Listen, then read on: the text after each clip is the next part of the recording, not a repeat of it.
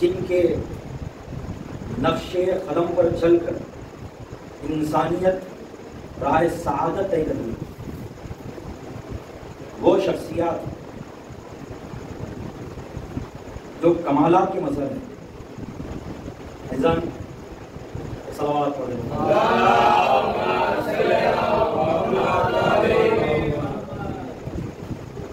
ان آیات میں سے کہ جو اہل بیت کے متعلق نازل ہوئی، انہی میں سے وہ آیات ہیں جو متعلق ہیں موقع ہجرت سے. موقع ہجرت پر جو آیتیں نازل ہوئی وہ آیات فضائل اہل بیت سے خالی نہیں، اور کیونکہ واقع ہجرت تسلسل رکھتا ہے. لگ بھگ حضور جب مکے سے نکلے اور جب مدینے تک پہنچے، نکلنے سے پہنچنے تک کا موقع نزدیک 24 سے 26 دن کے بیچ میں لگا، اور آغاز سے لے کر اختتام تک مسلسل آیتوں کا نزول ہے. میں کوشش کروں گا جتنا ہو سکتا وہ آیتوں کو رکھنے کی، جتنے مطالب رکھ سکا اتنے رکھنے کی کوشش کروں گا. صلوات پڑھ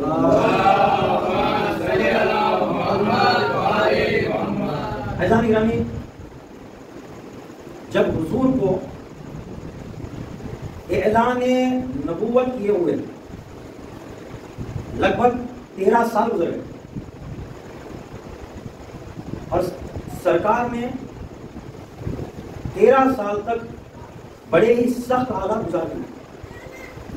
جب 13 سال تک سخت حالات گزارے، وہ جو کہا جاتا ہے کہ جب رات بہت اندھیری ہو جاتی ہے تو دھیرے دھیرے پھر صبح کی روشنی دور دور مدھم سے دکھائی دیتی ہے.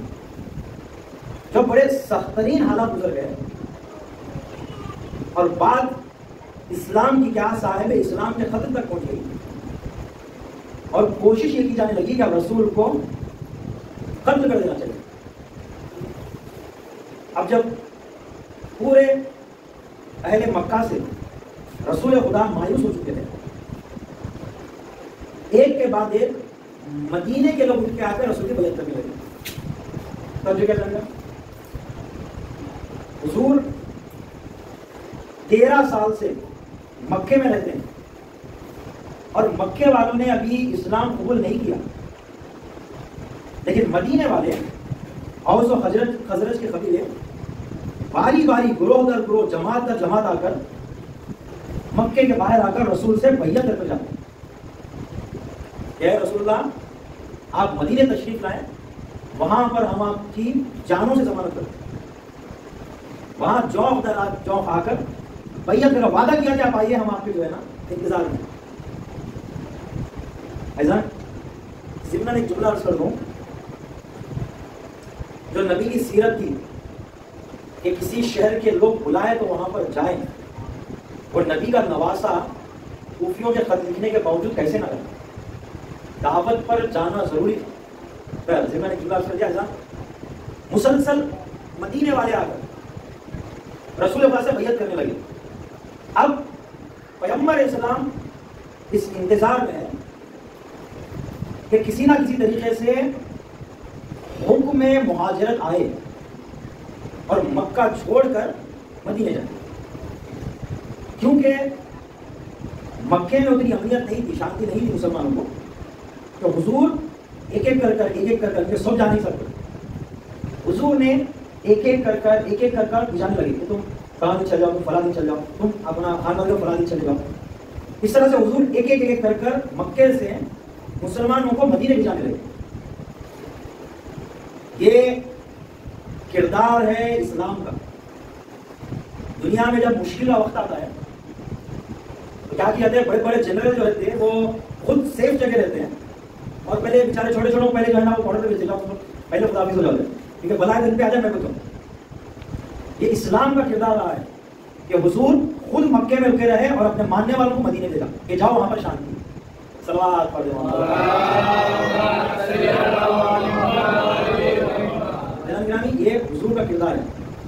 کہ سرکار نے پہلے ایک ایک کر کے سب کو بھیجا، خود آخری تک رکے رہے. جب کوئی مکے میں اب نہیں بچا اور گنے چنے لوگوں کے علاوہ کوئی نہیں بچے مکے میں، انہیں بھی ہجرت کر کے جانا. اور قریش نے سمجھ لیا کہ جب مکے میں سب خالی ہو جائیں گے تو حکومت کس پہ کریں گے؟ غلام ہو تبھی تو ہم بادشاہ بنے رہیں گے. تو انہوں نے یہ دیکھ لیا کہ ارے جو ہے وہ مکہ چھوڑ کر جا رہے ہیں لوگ. ایسا نہیں کہ آج کے دن ہو کہ جمعیت بڑی تھی، ہاں مختصر لوگ رہتے تھے. اب قریش کو اندازہ ہوا کہ ارے تو پورا مکہ چھوڑ کے جا رہے ہیں سب. اب دار الندوہ میں کعبے کے بازو ایک روم بنائے تھے جو ہے وہ اظہار نظر کی بات چیت کے لیے، اس کا نام رکھے تھے دار الندوہ. اور اس میں قریش کے سب ایک ایک لیڈر اس میں جمع رہتے تھے، ہر قریش کے قبیلے کا ایک لیڈر. اب انہوں نے وہاں پر سازش ڈالی کہ کیا کیا جائے. محمد ابھی ہے، مسلمان لوگ چلے گئے، محمد ابھی ہے یہیں پر. فوراً میٹنگ بلائی اور دار الندوہ میں سب جمع ہو کر بولے کیا کریں گے. والوں بولے کہ کام کرتے ہیں محمد کو قید کر دیتے. تو بولے کہ نہیں، قید سے تو چپ نہیں رہیں گے. کہا اچھا ٹھیک ہے، کام کرتے ہیں جلا وطن کر دیتے ہیں، مکے میں نہیں آ سکتے. ارے تو اگر آپ مکے سے باہر کر دیں گے تو وہ پورا لشکر لے کے واپس کر دیں گے. کہا پھر کیا کیا جائے. تو دار الندوہ میں یہ تجویز ہو کی ہے کہ کام کرتے ہیں آج ہی کی رات پیغمبر اسلام کو قتل کر دیتے. کہا کہ پیغمبر اسلام کو قتل کر دیں گے. تو اب تو کریں گے، قتل کرے گا کون؟ سب یہ بولنے لگے کہ ٹھیک پیغمبر اسلام کو قتل کر دیتے لیکن قتل کرے گا کون؟ کہا جتنے سردار آئے ہیں اپنی اپنی طرف سے ایک ایک بہادر کو بھیجانا. ہر سردار اپنی طرف سے ایک کسی تھوڑے تگڑے کی طرف بہادر کو بھیجے گا تاکہ سب کی طرف سے ایک جمع ہو اور پورے جا کے رات رات پیغمبر اسلام کو قتل کر دیں. پریشانی میں ہوا یہ کہ سب سردار اپنی قوم کا ایک ایک جوان بھیجا. یہ لڑنے میں بہت بہادر ہے. اب پوری ٹیم بنی اور ٹیم بننے کے بعد میں اب وہ لوگ آئے پیغمبر اسلام کے گھر پر. اور آنے کے بعد سب نے حضور کے گھر کا محاصرہ کر لیا. اب جب جیسے یہ وہاں پر آئے حضور کو خبر ہو گئی کہ ان لوگوں کی آج قتل کی سازش ہے. حضور نے سمجھ لیا اور پیغمبر اسلام پہ وہی ہو چکی کہ میرے حبیب آپ فوراً آج ہی کے آج ہجرت کیجیے. اور جیسے خبر ہوئی پیغمبر اسلام کو، پیغمبر اسلام نے مولا کائنات کو بلایا اور بلانے کے بعد کہا کہ اے علی آج کی رات تم بستر پر سو جاؤ اور میں ہجرت کرتا ہوں. جب پیغمبر اسلام نے یہ بات سنائی مولا کائنات کو کہ اے علی آج تم بستر پر سو جاؤ، میری جان بچ جائے گی اور میں ہجرت کر کے چلے جاؤں. بچے کیا جانے گرام مولا کائنات نے بغل چھو چرا کی ہو گئی. یا رسول اللہ آپ کی جان بچ جائے گی، ٹھیک ہے میں اس بستر پر سو جاتا ہوں. اور تاریخ نقل کرتے ہیں کہ مولا کائنات نے اس بستر مرگ پر ایسے راحت کی نیند سوئے جیسے کہ گلزار پر سوئے.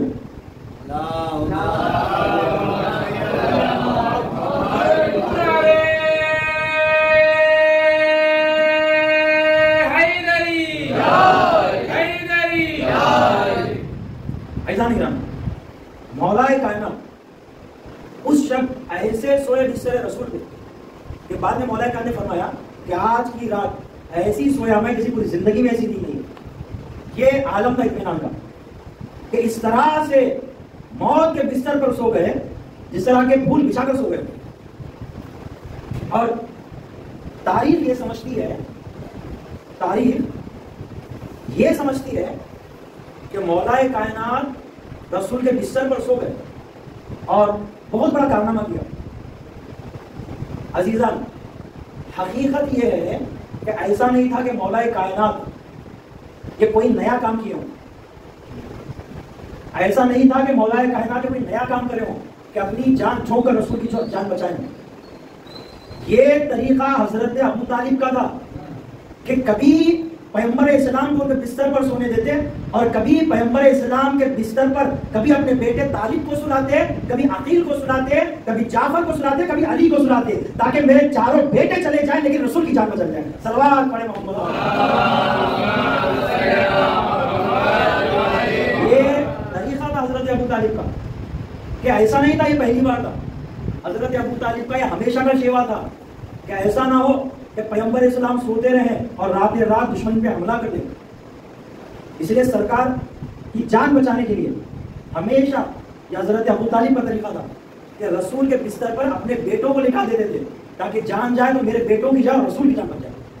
یہ جذبہ تھا حضرت ابو طالب کا. ایضا یعنی صلوات پڑھے.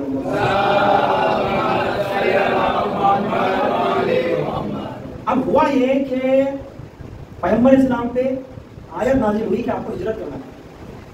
اچھا نکلے کیسے؟ اندر حجرے میں ہے، اندر حجرے میں گھر میں ہے اور اطراف کافروں کا مجمع جمع ہے. اب جائیں کیسے؟ ایک مرتبہ قرآن کی آیت تھی، حکم ہوا کہ آپ کچھ کنکریاں اٹھائیں اور کنکریاں پھینکیں. جیسے ہی آپ کنکریاں پھینکیں گے ان کی نظریں بند ہو جائیں گی اور آپ نکل جا سکتے ہیں. اور قرآن کی آیت اتری کہ اب حضور نے کیا کیا کہ کچھ کنکریاں لی اور کنکریوں کا اطراف پھینکا. جیسے اسے پھینکا ان کی نظریں اوجھل ہو گئی اور رسول اسلام وہاں سے تشریف فرما لے گئے اور حضور وہاں سے چلے گئے. اب اس منظر کی قرآن نے ایسا منظر کشی کی ہے کہ قرآن نے فرمایا کہ وما رمیت اذ رمیت ولکن اللہ رمی. اے میرے حبیب جب آپ نے کنکریاں پھینکی تو آپ نے نہیں پھینکی بلکہ خدا نے وہ کنکریاں پھینکی. اب دیکھیں قرآن کی آیت ہے وما رمیت اذ رمیت ولکن اللہ رمی. اے میرے حبیب جب آپ نے کنکریاں پھینکی تو کنکریاں آپ نے نہیں پھینکی، خدا نے پھینکی. پھینکی رسول گرامی کی ذات تھی. لیکن فرمایا گیا کہ اے رسول یہ جو کنکریاں پھینکی ہے یہ تمہارا فعل نہیں ہے، ہمارا فعل ہے. یہ تم نے جو کنکریاں پھینکی ہے یہ بظاہر تم نے پھینکی لیکن یہ اتنا اچھا کام تھا کہ ہم تمہارے کام کو ہمارا کام قرار دیتے ہیں. پھینکی تم نے کنکریاں لیکن قرآن میں ہم بولیں گے کہ ہم نے پھینکی کنکریاں. کیوں؟ اے رسول تمہارے کام پر ہماری مہر ہے، جو تم نے کیا اس پر مہر ہماری ضبط ہے. سمجھو کیا تھا؟ اچھا ٹھیک، اگر کوئی مہم کام رہے اور کوئی انسان اس کو بچا لائے تو خدا کہتا ہے کہ تم نے اس کام کو نہیں انجام دیا بلکہ ہم نے اس کام کو انجام دیا. اب ہوا یہ کہ جب پیغمبر اسلام، کیونکہ والد کا انتقال ہو چکا تھا، والدہ کا انتقال ہو چکا تھا اور پیغمبر اسلام یتیم تھے. اچھا پیغمبر اسلام یتیم تھے تو ان کی کفالت کس نے کی؟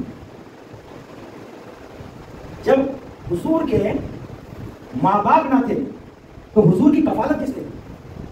حضور کی کفالت کی حضرت ابو طالب نے. جب رسول خدا کے ماں باپ نہ تھے تو حضرت ابو طالب نے رسول خدا کی پرورش کی ہے. اور رسول کی پرورش کرنا خدا کو اتنا پسند آیا کہ وہاں پر قرآن میں فرمایا الم یجدک یتیما فآویٰ. اے حضور آپ کے ماں باپ نہ تھے اور جب آپ کے ماں باپ نہ تھے تو ہم نے آپ کو پرورش کی ہے، ہم نے آپ کو پناہ دی ہے. ارے پناہ ابو طالب نے دی تھی اور خدا نے نسبت اپنی دے دی. صلوات پڑھے.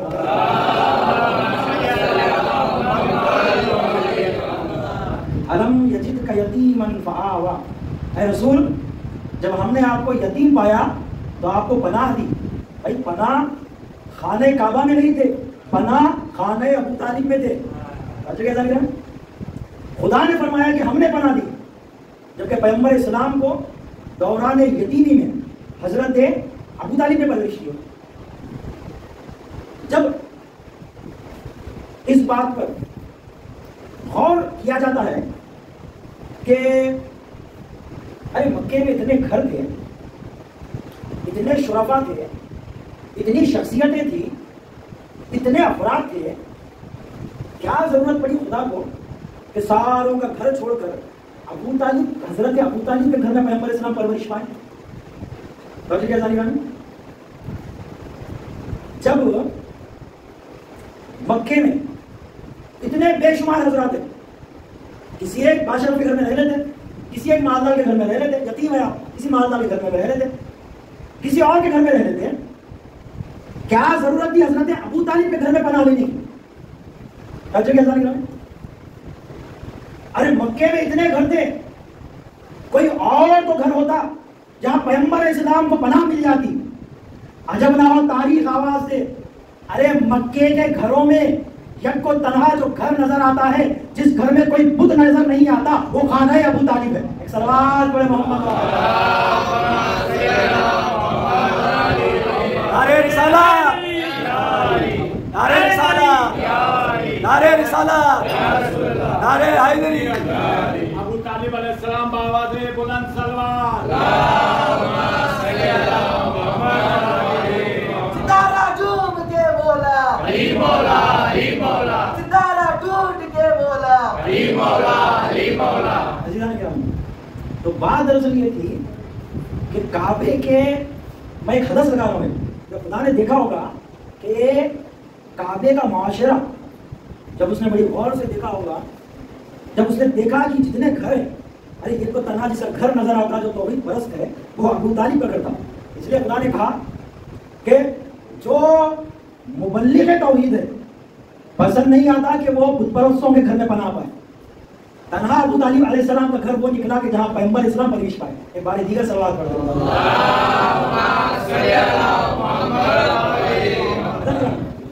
واقعات یہاں سے طویل ہے. اب ہوا یہ کہ مولا کائنات بستر رسول پر سوئے ہوئے ہیں. حضرت علی رسول کے بستر پر رسول کی چادر اڑے ہوئے سوئے ہوئے ہیں. اب جیسے ہی یہ کفار حجرے میں داخل ہوئے اور اس کے بعد میں ایک مرتبہ جیسے ہی چادر کو الٹا تو دیکھا کہ یہ تو پیغمبر ہے ہی نہیں، یہ تو مولا کائنات ہے. اب جیسے ہم دیکھا ایک دم غصے میں آ گئے، یہ کیا ہو، پوری سازش نقش بنا. ارے ہم جس محمد کو ختم کرنے آنا چاہتے تھے وہ تو چلے گئے، یہاں تو علی ہے. جیسے ہی دیکھے یہاں تو مولا کائنات ہے اور وہ تو پیغمبر اسلام تو چلے گئے. اور بڑا غصے ہو گئے کہ یہ کیا ہوا، تو حضور تو چلے گئے اور یہاں پہ علی ہے. ایسا نہیں کرم. اب یہاں پر سمجھنے کی بات یہ ہے کہ آج بھی تاریخ کی کتابیں یہ لکھتی ہیں کہ اگر رسول خدا کسی گلی سے گزر جاتے تو 3 دن تک وہاں کی خوشبو نہ جاتی تھی. اگر حضور ایک گلی سے گزر گئے ہیں تو اس گلی کی خوشبو سن کر مسلمان لوگ سمجھتے تھے کہ یہاں سے حضور کا گزر ہوا ہے. اگر رسول خدا کہیں پر آ کر گئے ہیں تو اس جگہ کی خوشبو سے سمجھ لیتے تھے کہ یہاں پر حضور آ کے گئے ہیں. یہ ذاتی پیغمبر اسلام ہے. حضور کا رخ انور دیکھ کر سمجھ لیتے تھے کہ یہاں پر محمد ہے. ارے جن مکے والوں کو حضور کسی گلی سے گزرے ہوں اور 3 دن تک بھی وہاں سے گزرے ہوں تو خوشبو دیکھ کر سمجھ میں آتا تھا کہ یہاں سے حضور گزرے ہیں، اور چادر کے نیچے سمجھ میں نہیں آیا کہ یہ محمد ہے یا علی ہے. خوشبو سن کر سمجھ لیتے تھے کہ محمد ہے، اور چادر کے نیچے سمجھ میں نہیں آیا کہ یہ محمد ہے یا علی ہے. ارے اب تو مانو کہ علی نفس رسول ہے. صلوات پڑھو.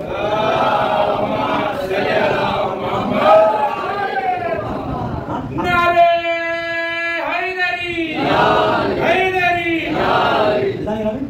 اپنے یہ بول رہے ہیں جبکہ غیروں کا تجزیہ ہے کہ جب تک چادر ہٹائے نہیں، جب تک پردہ ہٹا نہیں، سمجھ میں نہیں آیا کہ یہ محمد سو رہے ہیں یا علی سو رہے ہیں.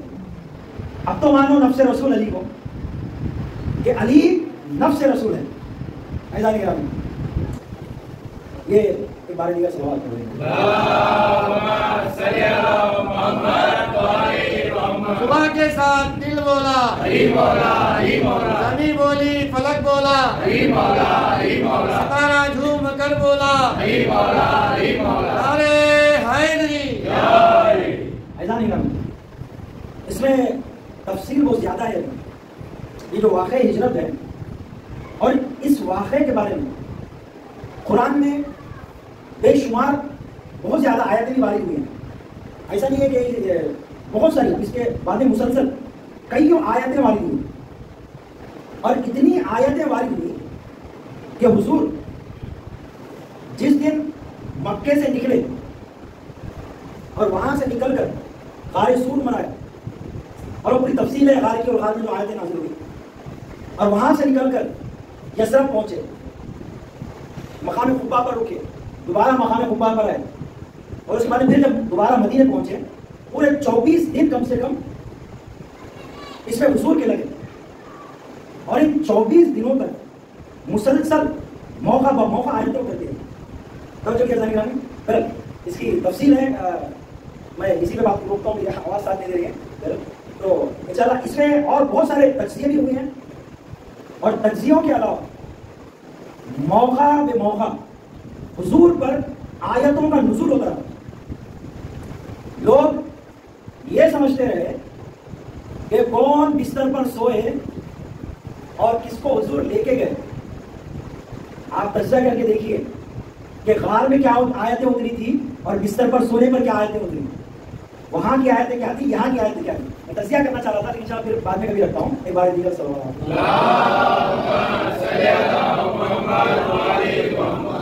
تو مولا کائنات کا اس موقع پر بستر رسول پر سو جانا اور جان کی پرواہ نہ کرنا خدا کو اتنا پسند آیا کہ وہاں پر آیت اتری، وَمِنَ النَّاسِ، اور لوگوں میں سے مَن یشری، جو خرید لیتے ہیں مرضات اللہ، جو خدا کی مرضیوں کو خرید لیتے ہیں. وَمِنَ النَّاسِ مَن یشری ابتغاء مرضات اللہ. تو کیا ہے؟ وَاللَّهُ رَءُوفٌ بِالْعِبَادِ، خدا اپنے بندوں پر مہربان ہے.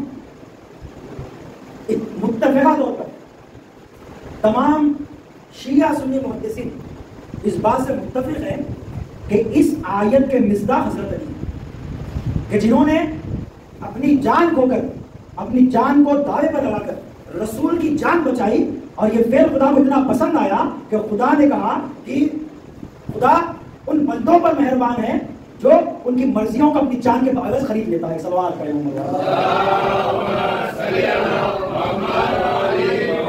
الناس من یشری نفسه ابتغاء مرضات اللہ واللہ رؤوف بالعباد. اعزائي گرامی، الغرض مختصر یہ کہ وہ خاندان ابو طالب کہ جن کا دستور رہا، کہ جن کا طریقہ رہا کہ رسول پر اور رسول کے اسلام پر جن کا احسان رہا، جو مسلسل رسول، جان رسول اور اسلام کے بچ جانے کے لیے مسلسل جانشانیاں کرتے رہے، وہ حضرت ابو طالب کا گھرانہ کہ جو مسلسل اپنی جانشاریوں سے اور اپنے جانوں کو قربان کر کر کبھی رسول کو بچاتے رہے اور کبھی اسلام کو بچاتے رہے. عزیزان گرامی، جب ہم